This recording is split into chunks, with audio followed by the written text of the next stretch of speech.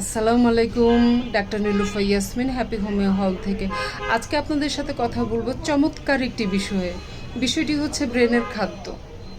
আপনি যখন কোয়ালিটিফুল 7 ঘন্টা ঘুমান না, ঘুম হয় না, তখন ব্রেন নতুন তথ্য জমা রাখতে পারে না।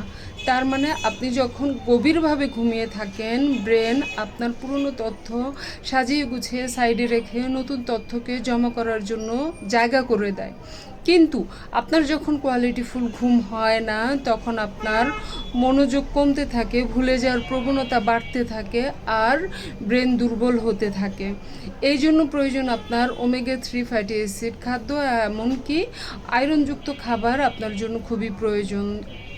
মনে রাখবেন, স্মরণশক্তি ভালো ও ব্রেনকে ভালো রাখতে হলে আপনার কোয়ালিটিফুল ঘুম খুব জরুরি।